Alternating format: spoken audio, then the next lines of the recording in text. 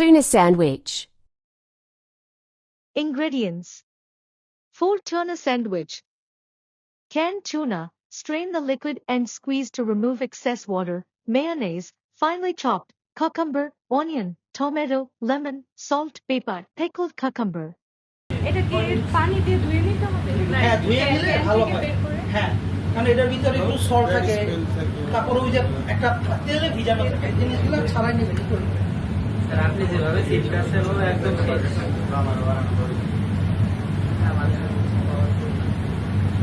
এইভাবে তোমাদের স্যার ভাইয়া প্রত্যেকটা প্রসেস সেম।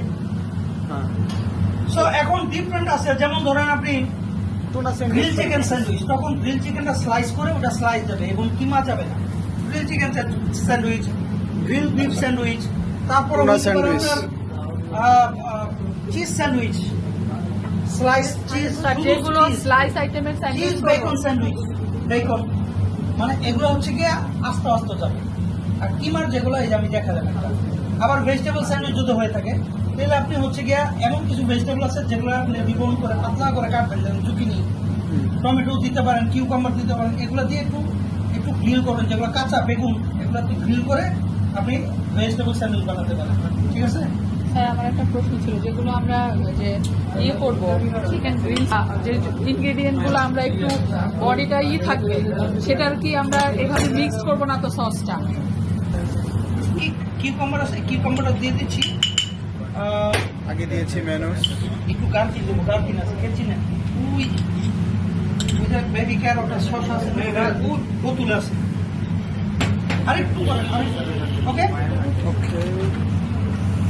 এই যে আমি অনিয়ন দিয়ে দিচ্ছি, চপড অনিয়ন, হ্যাঁ chopped onion, chop cucumber, chop tomato, যেমন হচ্ছে এই কুক করা, এখানে একটু অনিয়ন গার্লিক আছে, এটাও দিয়ে দিলাম, সল্ট এন্ড পেপার। এটা একটু লেমন লাগবে, একটু লেমন নিয়েছেন তো,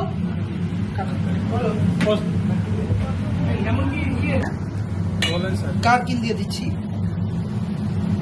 আর হচ্ছে কি আমি একটু লেবু স্কুইজ করে দিয়ে দেবো। বাজারে লেবু পাবেন না, এখন লেবু দেখবেন রস নাই, এগুলো পাবেন না, এগুলো আলাদা করে ওটা দেখুন আছে, আমরা কিনতে গেলেও পাই না।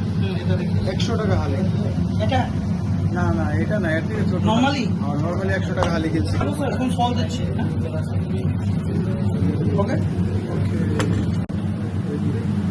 টুনা স্যান্ডউইচ না স্যার?